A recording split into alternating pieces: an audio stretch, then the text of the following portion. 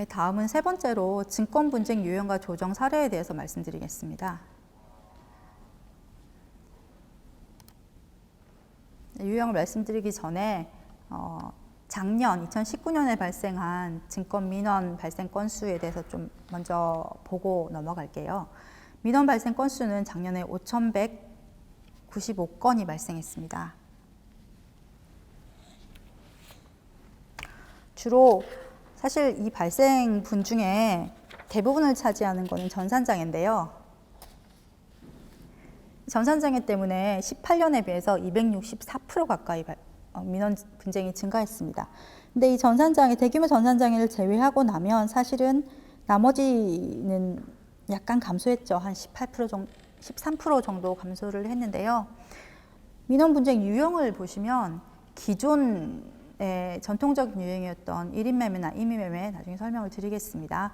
가 아니라 이 간접 상품이나 부당 권유, 이거 두 개를 합쳐서 6%인데요.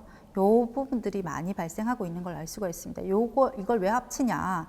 사실 요게 우리가 흔히 많이 들어보셨던 불안전 판매 하는 부분들이거든요. 그러니까 불안전 판매 민원이 굉장히 크다라는 걸 알 수가 있습니다. 자, 그러면 손실과 손해의 차이는 뭘까요? 이건 너무 기본적인 건데요. 우리가 주식 투자를 하면서 많은 손실을 봅니다. 근데 손실을 봤다고 해서 바로 손해배상을 받을 수가 있는 게 아니고요.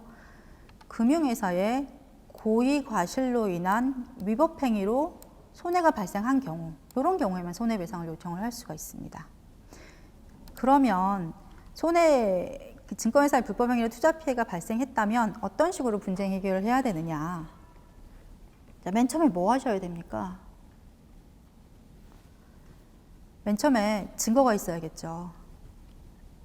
법원이나 조정기관은 분쟁조정기관 제3자입니다. 그렇기 때문에 어느 일방 당사자의 말을 일방적으로 믿어 드릴 수가 없는 거죠. 그렇기 때문에 무조건 증거 수집이 필요합니다.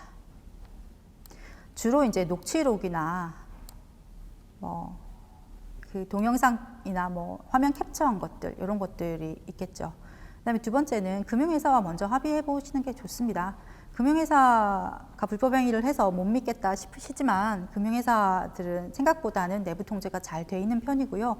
그래서 1차로 담당 직원이랑 합의를 시도해 보시고 도저히 말이 안 된다 그러면 해당 회사에 금융소비자보호부서가 있거든요. 이게 법적으로 항상 있어야 됩니다. 그렇기 때문에 금융소비자보호부서로 가시고요. 그래서 금융회사와 자율적으로 합의를 하시는 게 사실 제일 좋고요. 이게 도저히 안 되겠다라고 하면 분쟁조정기관이나 법원에 소송을 제기를 하실 수가 있는데, 사실 증권 분쟁에 있어서는 법원으로 바로 가시는 것보다는 금융감독이나 원이나 저희 한국거래소 같은 분쟁조정 기관에 먼저 오시는 걸 권해드립니다. 왜냐하면 이게 약간 전문적인 사안이라서 법원으로 가시면 조금 전문성이 떨어질 수도 있고요. 분쟁조정 같은 경우는 기간이나 비용 면에서 법원에 비해서 훨씬 유리하기 때문에 그렇게 권해드리는 거고요. 분쟁조정에서 도저히 안 되겠다, 이것도 안 되겠다라고 하시면 그 다음으로 소송을 제기하셔도 됩니다.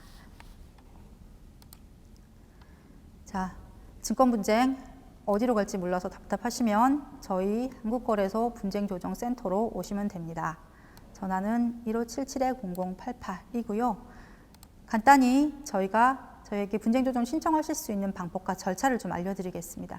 신청을 하실 때 아까 알려드린 전화로 하시거나 혹은 홈페이지도 저희가 운영을 하고 있습니다. 직접 방문을 하셔도 되고요. 요즘은 방문을 하시기가 조금 꺼려지실 거기 때문에 홈페이지를 이용하시거나 전화, 우편 팩스를 이용하셔도 됩니다. 그리고 조정 신청을 하시고요. 조정 신청이 들어오면 저희가 직접 사실 조사를 합니다. 증권회사에게 경위서나 답변서를 접수를 하고요. 그다음에 위법사항 검토 등 사실을 확인합니다. 그다음에는 강제적인 해결보다는 일단 합의 권고라는 원만한 해결을 먼저 권유를 하고요. 그다음에 이게 원만한 해결이 안 되는 경우에는 저희는 2단계의 절차를 거치는데요. 분쟁조정위원회에서 일단 심의를 해서 한번 논의를 하고요. 그다음에 시장감시위원회로 가서 조정 결정을 하게 됩니다. 그래서 여기서 조정이 성립되면 정말 다행인데, 만일에 조정이 성립되지 않고 증권회사가 우리의 조정을 너의 조정을 받아들이지 못하겠다라고 하는 경우에는 투자자 소송 지원이라는 절차가 있기 때문에 저희를 이용하시는 것도 분쟁 해결에 좋은 방법인 걸로 보입니다. 자, 증권 분쟁이 제일 먼저 이제 발생을 하면 저희는 어느 유형에 해당하는지 이걸 먼저 보게 됩니다. 그래서 증권 분쟁 유형을 간단히 설명을 드릴 텐데요. 이거는 제가 설명을 드리는 것보다 동영상을 보시고 들으시는 게 나을 것 같습니다. 한국거래소를 통해 해결할 수 있는 증권 분쟁. 유형별로 살펴보면 고객에게 거짓의 내용을 알리거나 불확실한 내용을 제공해 투자를 권유하는 부당 권유 행위. 고객으로부터 유가증권의 매매 거래에 관한 결정을 위임받아 매매하는 일임 매매. 매매 주문을 받지 않았음에도 투자자의 예탁자산으로 금융투자 상품을 매매하는 임의 매매. HTS 장애 또는 금융투자회사의 전산 시스템에 문제가 생겨 발생하는 전산장애 관련 분쟁이 있다. 자, 다음 세부 유형에 대해서 좀 살펴보도록 하겠습니다.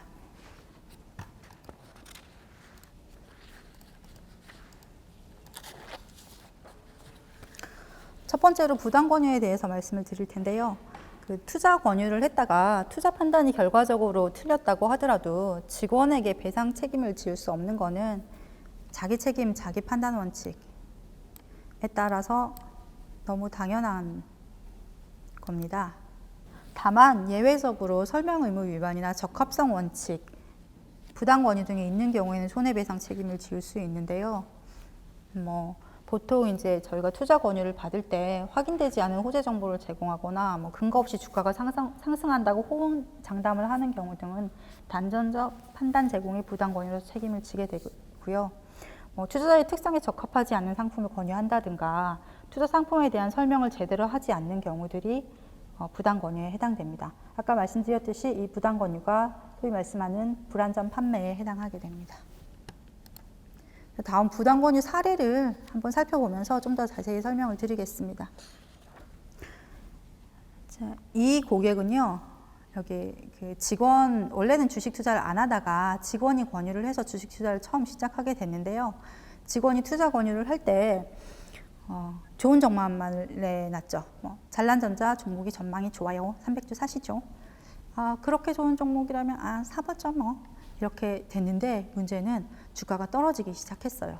그럼 고객은 주가가 떨어지면 이제 어떻게 매도를 하시고 싶으시겠죠. 근데 주식을 처음 시작한 초보기 때문에 매도 의사 결정에 대해서도 직원한테 문의를 하게 됩니다. 저 매도를 하려고 하는데 어떻게 할까요? 매도하는 게 맞을까요? 라고 얘기를 했더니 이 직원이 이렇게 얘기를 합니다. 이거 저도 투자하고 있어요. 근데 지금 매도할 시점이 아니고요. 좀 있으면 반드시 오르기 때문에 지금 저평가된 거예요. 지금 사두세요 하고 추가 매수를 권유를 해서 고객은 직원의 권유에 대해서 추가 매수를 하게 됐죠. 근데 문제는 추가 매수를 하고 난 이후에도 계속 주가가 떨어지다 못해 심지어 거래 정지를 당하게 됩니다. 당연히 직원이 너무너무 화가 났죠. 그래서 저희 그때 분쟁 조정 신청을 했어요. 그래서 저희가 이거를 살펴보다가 저희 녹취록 중에 이런 내용이 있었죠. 나도 투자하고 있는 종목이다. 그러니까 더 사라 라고 해서 저희가 과연 이게 직원이 본인도 투자하고 있는 종목이 맞았나 의심스러워서, 그리고 추가 매수를 권유할 때 직원도 추가 매수를 했는가 이런 부분이 몹시 의심스러웠어요. 그래서 직원의 계좌를 살펴보게 됐죠. 직원의 동의에 의해서요. 살펴봤는데 문제는 그 말이 거짓말이었던 거죠. 직원은 본인은 이 시기에 반대 방향의 매도를 하고 있었죠. 본인은 좀 더 매도를 하고요. 위험 관리를 하고 있었던 걸 알게 됩니다. 그래서 저희가 결론은 원래 주식 투자를 할 때는 주식은 항상 이익만을 보는 게 아니잖아요. 그러니까 손실 가능성, 이 주식이 어떤 경우에는 손실 가능성이 있다라는 것도 같이 권유해야 되는데 이 직원은 장밋빛 전망만을 들어서 보유를 권유를 했죠. 그리고 심지어 자기는 반대 방향에 고객에게 권유한 것과 다르게 손절을 했음에도 불구하고 고객에게는 추가 매수를 권유하는 이런 행태를 보였죠. 그래서 저희가 부당 권유와 선관의무 위반으로 손해배상 책임을 인정한 사례입니다. 두 번째도 부당 권유 사례인데요. 이 사례는 조금 특이한 사례인데 잘 보기 힘든 사례라 제가 하나 넣었습니다.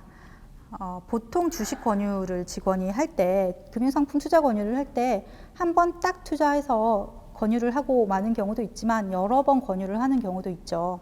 근데 이런 경우에 자본시장법에서는 사실 재권유를 금지하고 있습니다. 모든 경우에 재권유를 금지하는 게 아니고요. 한 달 내에 같은 금융투자 상품에 대해서 권유하는 건 금지하고 있는데요. 이 경우, 이 해당 사안이 재권유 금지에 관한 사례입니다. 사실관계를 보시면 신청인 1과 2는 부부관계인데요. 신청인 1은 투자를 많이 해오시던 분이고 고위험 투자자였죠. 그래서 A전자 주식을 보유하고 있었고요. 신청인 2는 사실은 주식 투자를 해본 적이 없고 신청인 1, 그러니까 남편으로부터 받은 주식만을 갖고 있었어요. 그리고 초저위험 투자자였고요. 근데 보시다시피 증권회사 직원이 이런 여러 번에 걸쳐서 한두 달 가까이에 한 4번 정도 기존에 보유하고 있던 A전자와 C전자를 팔고 B호텔과 D호텔로 교차 투자를 하라라고 권유를 했습니다. 근데 그 각각 권유를 할 때 이 A주식을 보유하고 있던 신청인 1은 차장님 A 주식 팔고 B 주식으로 바꾸시죠? 라고 했을 때 뭐라고 반응을 했냐면 글쎄 뭐 반등하는 기미를 봐서 하겠다. 이거 노후자금이다. 라고 반응을 했고요. 그다음 B가 보유하고 있던 C 주식에 대해서는 C 주식 교차 투자를 권유할 때는 어떻게 반응을 했냐면 나중에 좀 천천히 합시다. 이거 그냥 놔두고 글쎄 내가 생각 좀 해보고 내가 전화 드릴게요. 라고 반응을 했어요. 사실 봐서는 이게 두 개 봐서는 둘 다 크게 차이가 있나? 뭐 이런 생각이 들 겁니다. 둘 다 뭐 약간 머뭇머뭇거리는데 확실히 거부하진 않았네? 이렇게 볼 수도 있고요. 어떻게 보면 C 주식은 조금 더 거부했지만 이게 큰 차이가 있나? 라고 받아들일 수도 있죠. 근데 문제는 뒤에 그래프에서 보시듯이 이 A전자가 기존 보유하고 있던 거고요. B호텔이 교체 투자를 한 주식입니다. 이것도 마찬가지고요. 근데 A전자를 팔고 B전자를 사고 난 이후에 A전자는 보시다시피 쭉 상승을 했고요. B호텔은 거의 하강을 하고 있습니다. 그다음에 C도 마찬가지고요. C도 어느 정도 상승을 하는 반면에 현재 교차 투자해서 갖고 있는 D 주식은 계속 하락을 하는 이런 경향을 보이게 됩니다. 일반 투자자 입장에서는 이게 얼마나 화가 나는 상황이겠어요. 그래서 저희한테 분쟁 조정 신청을 했습니다. 결론은 어떻게 됐을 것 같으세요? 결론은 A 주식 같은 경우는 재권유 금지 위반이 아니라고 봤고요. C 주식 같은 경우는 재권유 금지 위반이라고 봤습니다. 사실 아까도 말씀드렸다시피 거부했느냐 거부하지 않았느냐는 크게 차이가 없어 보이는데요. 이렇게 결론이 나뉜 이유 중에 하나가 A 주식 같은 경우는 신청인 1 같은 경우는 투자 경험이 굉장히 많고 사회 경험이 있다. 그리고 고위험 투자자라는 점이 반영이 된 거죠. 그러니까 보통 직원의 투자 권유에 의해서 신청인이 투자자가 주식에 대한 주식 투자에 대한 인식 형성이 방해되는 경우에 불법행위 책임을 지게 되는데요. 신청인 1 같은 경우는 자기가 판단을 할 수 있었다. 자기 경험과 능력으로 판단이 가능한 사람이다. 라는 점이 고려가 된 결론입니다. 자, 그러면 투자 권유 시에 투자자들은 어떻게 해야 될 것 같습니까? 일단 투자 정보를 금융투자회사에 정확히 제공을 해야 됩니다. 간혹 어떤 경우에는 사실과 다르게 제공을 하는 경우들이 있는데요. 그게 본인이 어떤 특정 상품을 꼭 투자를 하고 싶어서 사실과 다르게 제공하는 경우도 있고 나쁜 경우에는 증권회사나 은행 직원이 그렇게 하는 경우도 있는데요. 어떻든 간에 사실과 다르게 제공을 한 경우는 손해배상 책임을 짐에 있어서 약간 불이익을 받을 수 있습니다. 그러니까 저희 손해배상 책임에 있어서 과실상계라는 부분이 있는데요. 과실상계를 좀 많이 당해서 금액에 있어서 조금 불이익을 볼 수 있다라는 점을 유의하셔야 되고요. 그다음에 투자할 금융상품의 내용, 구조, 위험, 수수료 등에서 꼼꼼히 듣고 설명을 해야 돼요. 그다음에 수익뿐만 아니라 위험에 대해서도 반드시 설명을 해야 되는데 최근에 이제 위험에 대해서 설명을 좀 안 한 뭐 미국이 망하지 않는 이상 위험이 없다, 손실 위험이 없다, 뭐 이런 식으로 설명을 한 사례들이 간혹 보이죠. 그렇기 때문에 위험에 대해서 설명을 하는지 안 하는지 유심히 보고 계시다가 안 하는 경우에는 반드시 설명을 요구를 하셔야 됩니다. 세 번째는 리스크가 낮으면서 고수익인 상품은 어디에도 없어요. 이런 상품이 있으면 제가 먼저 투자합니다. 그렇기 때문에 손실은 하나도 없지만 수익이 높아요 라고 하는 상품은 반드시 명심을 해야 되고요. 요즘에 문제가 되는 게 사실 은행에서 판매하는 상품이죠. 은행에서 판매하는 상품이 보통 은행에서 증권회사에 오시는 분들은 여기서 파는 상품들은 원본 손실이 가능하다라는 걸 어느 정도 인지를 하고 계시는데요. 은행에서 판매하는 상품의 경우에도 예적금을 제외한 펀드다, 뭐 ELS 이런 경우는 사실 원금 보장이 안 되거든요. 근데 내가 원래 기존에 예적금을 들고 있다가 그게 만기가 돼서 다른 상품을 들고 싶을 때 은행에서 투자 권유를 받아서 펀드를 하는 경우들이 많은데요. 이런 경우는 정말 주의를 하셔야 됩니다. 그래서 은행에서 판매되는 상품이라도 예적금을 제외하면 거의 대부분 원금 보장이 안 된다라고 그냥 생각을 하고 계시면 됩니다. 그다음에 유형을 이어서 설명을 드리겠습니다. 자, 1인 매매나 임의 매매라는 부분이 있는데요. 이것도 역시 동영상을 보면서 설명을 드리도록 하겠습니다. 임의 매매란 증권회사 임직원이 투자자로부터 매매 주문을 받지 않았음에도 투자자의 예탁 자산으로 금융투자 상품을 매매하는 것을 말합니다. 임의 매매는 민사상 손해배상 책임은 물론 5년 이하의 징역 또는 2억 원 이하의 벌금의 형사제재도 부과될 수 있는 위법성이 큰 행위로 관련 법령에서는 임의 매매를 엄격히 금지하고 있습니다. 그런데 직원이 사장 주문 위탁 없이 매매를 하면 다 임의 매매가 성립하나요? 임의 매매는 개별 주문에 대한 주문 수탁 유무보단 매매에 있어 투자자의 위임이 존재했는지 존재하지 않았는지 여부로 판단합니다. 즉, 고객의 매매 주문 없이 직원이 자의적으로 매매하는 경우 원칙적으로 임의 매매가 성립되지만 개별 매매에 대한 주문 수탁이 없었다고 해서 항상 임의 매매가 성립되는 것은 아닙니다. 예를 들어 시장 상황에 신속하게 대응하기 위해 직원이 개별 거래마다 투자자와 일일이 상담하고 매매하기 어렵다는 이유로 먼저 매매를 한 후에 나중에 보고하는 방식으로 거래하기로 투자자와 합의했다면 개별 매매에 대한 주문 위탁이 없었다 할지라도 투자자의 위임 의사가 있으므로 임의 매매가 인정되지 않죠. 반면 투자자가 직원에게 포괄 일임을 맡겼다고 해도 별도의 권한을 위임받지 않고 고객 모르게 신용 거래를 했다면 이러한 신용 매매는 일임의 범위를 벗어난 임의 매매로 인정받을 수 있답니다. 그럼 임의 매매가 성립되면 고객은 손해를 모두 배상받을 수 있나요? 직원의 임의 매매가 설사 인정되더라도 앞 사례처럼 고객이 사후적으로 이를 추인한 것으로 볼만한 사정이 있다면 임의 매매로 인한 손해를 배상받지 못할 수도 있습니다. 판례에서 인정한 추인의 사례로는 고객이 임의 매매 사실을 알고도 아무런 이의 제기 없이 이를 방치했다거나 위의 사례처럼 직원의 설득을 수용하여 주가 상승을 기다린 경우, 임의 매도로 계좌에 입금된 매도 대금을 인출한 경우, 신용으로 임의 매수한 경우 그에 따른 미수금을 이의 없이 변제한 경우, 고객이 임의 매매 사실을 알면서 계속해서 임의 매수된 주식이 예탁된 계좌를 이용하여 주식을 매매한 경우 등이 있습니다. 다음은 1인 매매에 대해서 설명을 드리겠습니다. 그럼 포괄 일임의 경우 손해가 발생한다면 어떻게 되나요? 직원이 계좌 지배권을 가지는 포괄 일임의 경우라도 이익이 나든 손실이 나든 투자 결과는 기본적으로 일임을 맡긴 투자자에게 귀속됩니다. 앞 사례처럼 자본시장법을 위반하여 일임 계약 없이 일임을 했다 해도 마찬가지죠. 다만 증권회사 직원이 과당 매매 등 투자자에 대한 선관 의무 또는 충실 의무를 위반했거나 이해상충 행위로 투자자에게 손해를 입힌 경우엔 불법 행위로 손해배상 책임이 발생합니다.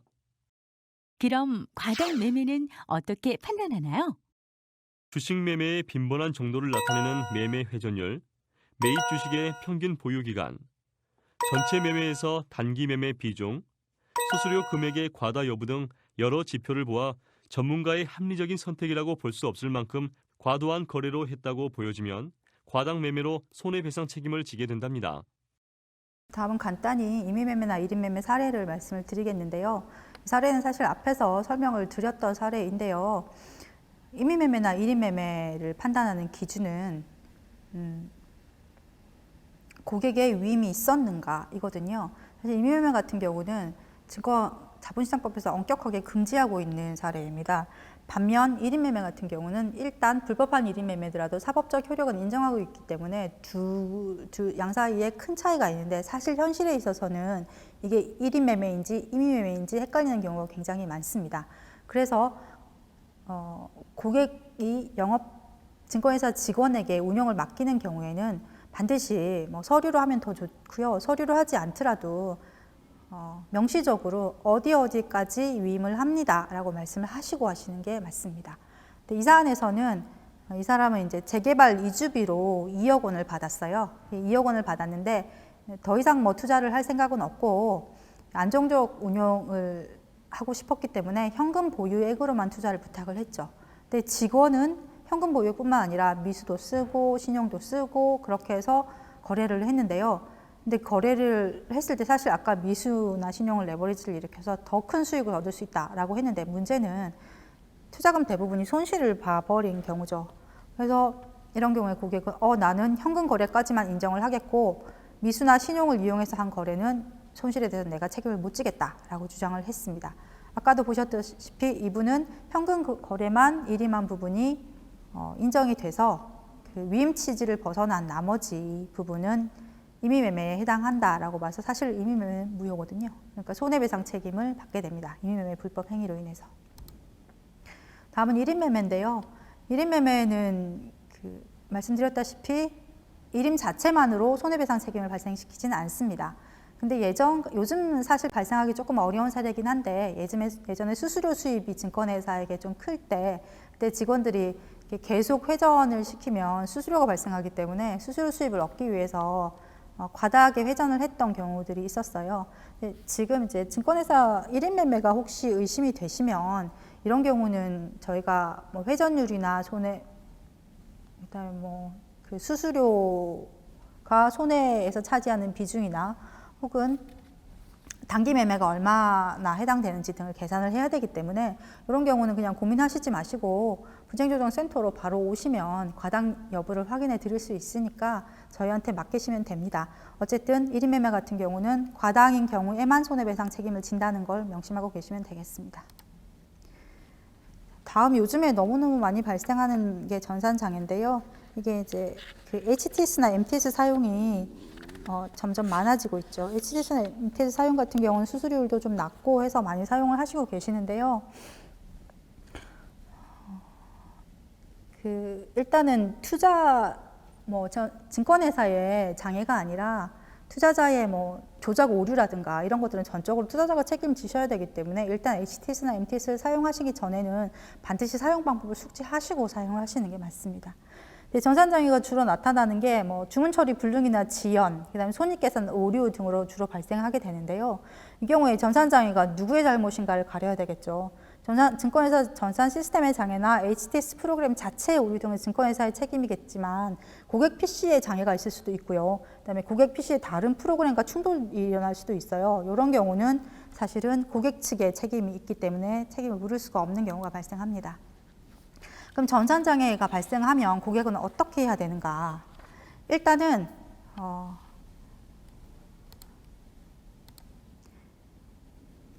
입증 자료를 입증 자료를 먼저 확보를 하셔야 됩니다. 이게 보통 입증 자료가 화면 캡처거든요. 증권의 전산장애에서는. 그러니까 화면 같은 경우는 반드시 캡처를 해두시는 게 유리합니다. 녹화를 해두시면 더 좋고요. 그 다음에는 금융회사 지점이나 홈페이지 등에 반드시 본인의 매매 의사를 구체적으로 알려주셔야 돼요. 보통 이런 게 이제 대량 전산장애가 발생하는 경우에는 콜센터 전화번호나 이런 전화나 서버가 마비될 수가 있기 때문에 혹시 담당 직원의 개인 전화번호를 알고 있으면 카톡이라든지 이런 걸로 내가 구체적으로 알려주셔야 된다고 말씀을 드렸죠. 그러니까 내가 어느 종목을 얼마에 몇 주 주문하려고 했는데 안 됐다라고 구체적으로 알려주셔야 됩니다. 그 다음에 전산장의 상황을 지속적으로 체크를 하셔야 되고요. 만일에 저쪽에서 우리가 HTS는 안 되지만 MTS는 됩니다. MTS로 하십시오 라고 하셨으면 그 비상주문 수단이 있으면 반드시 이용을 하셔야 나중에 손해가 발생하더라도 본인의 책임으로 덜 돌아갈 수 있기 때문에 그 비상주문 수단이 있으면 반드시 그걸로 거래를 하시는 걸 추천을 드립니다. 그 다음에 전산장의 상황을 지속적으로 체크를 하셔야 되고요. 만일에 본인에게 유리한 상황이 발생이 되면 매매를 하시는 게 좋습니다. 왜냐하면 손해배상을 100% 받으실 수 있는 것도 아니고 손해배상 여부가 불확실한 경우도 있기 때문에 일단은 손해를 안 보시는 게 가장 중요하거든요.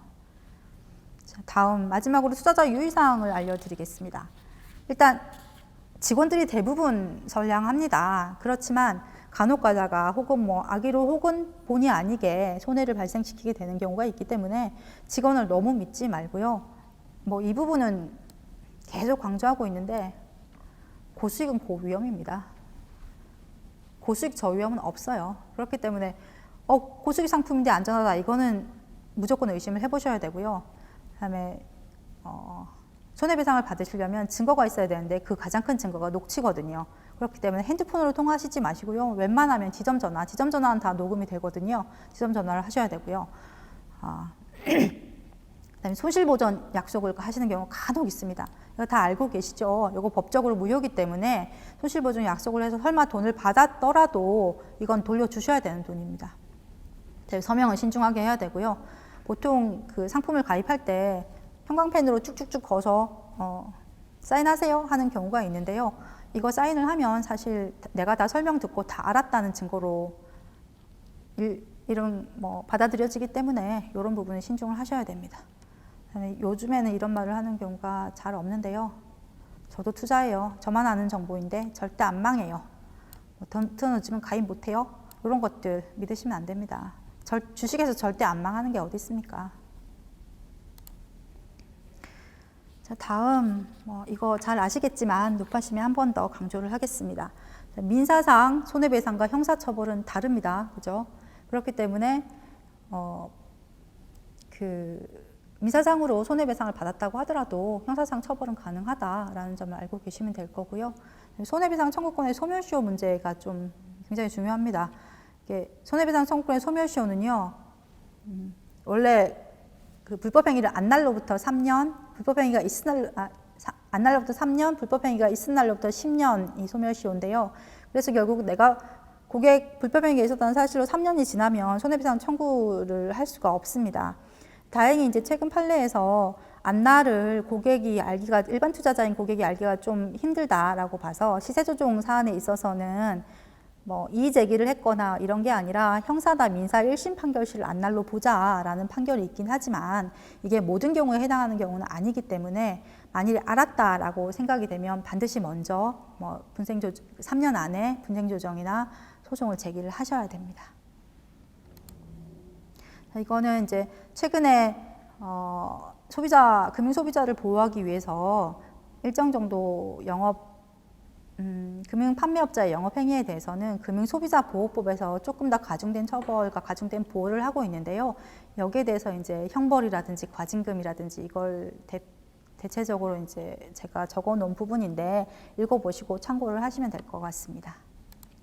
자, 이상 분쟁조정 예방 요령에 대해서 설명을 드렸고요. 혹시 이해가 안 되시거나 더 추가 질문이 있으시면 한국거래소 분쟁조정센터로 문의를 하시면 되겠습니다. 들어주셔서 감사합니다.